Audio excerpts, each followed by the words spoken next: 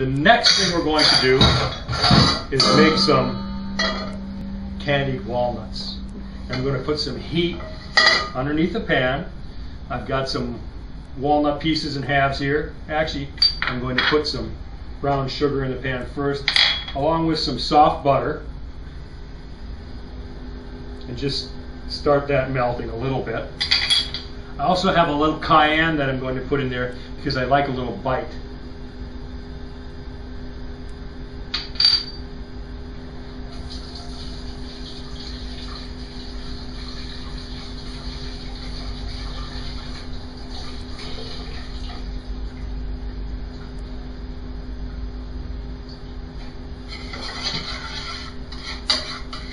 We're going to make a little paste, if you will, out of this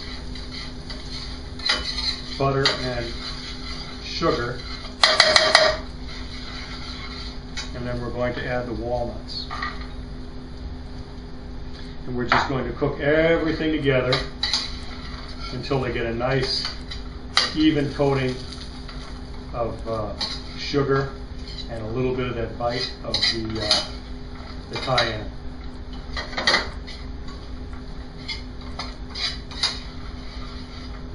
You're actually making a caramel on the outside of the walnuts by doing this.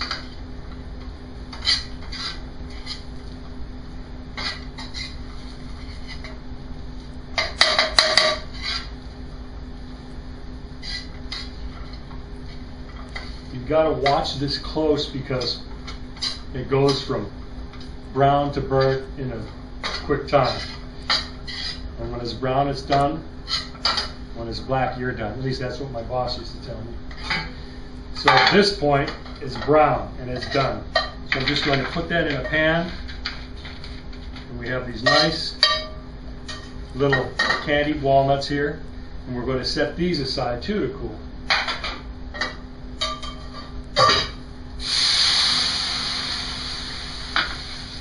At this point, I'm going to make a little vinaigrette. And I'm going to do that in a stainless bowl, non-reactive bowl. You want to use something that doesn't react with the vinegar. So stainless or glass, something of that nature. And the first thing we're going to do is, again, put a little cayenne in the bottom and a pinch of salt. And this is sort of a classic vinaigrette, only we're doing it with raspberry vinegar today. We're going to put a little bit of water because to me straight vinegar in a vinaigrette just makes it a little bit too tart. So I like to tame it down with some water. And I'm just going to whisk the raspberry vinegar into the water, cayenne, salt, and then in a steady stream I'm going to pour in the walnut oil.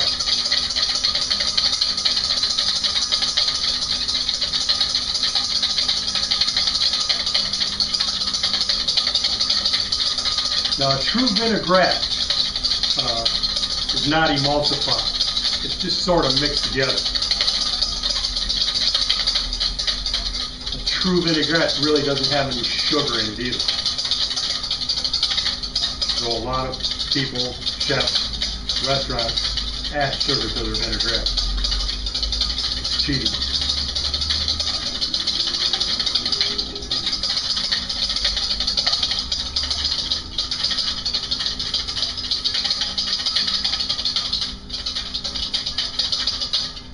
Okay, that's all of our components for our salad. I have some walnuts, which I've already done, which are cooled off. Nice plate always helps.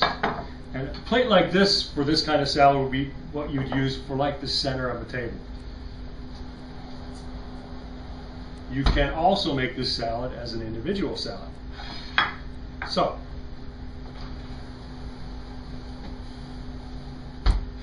we will take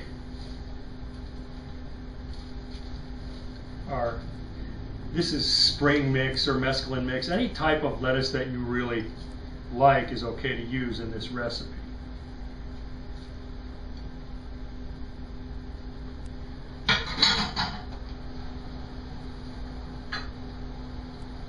This is the cranberry sauce after it's cooled off. I made this a little bit earlier today.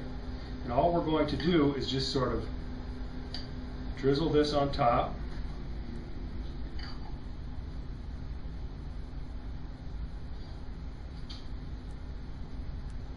Of the lettuce. And on the individual, you just do the same thing. It's just a smaller salad.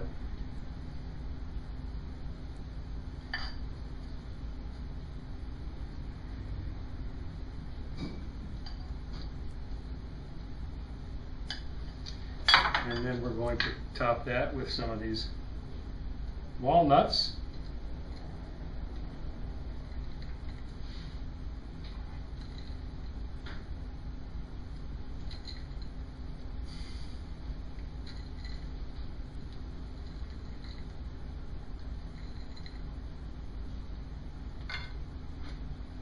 And then last but not least, of course, the orange zest, which we have talked about. And like I said, really the best way to do this is if you have another orange. And you can take your zester and zest the orange right on top, and all of that beautiful orange oil will just permeate the salad.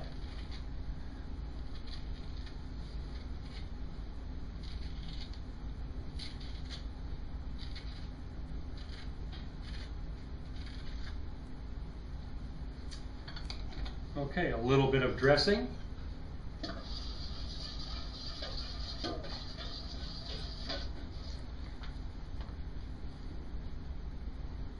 Just enough to moisten the entire salad.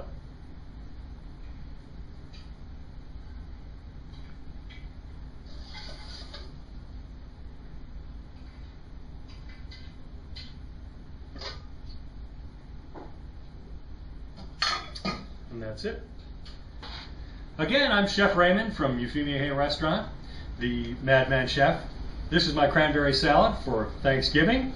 And to get all the complete recipes, go to euphemiahaye.com and look for recipes.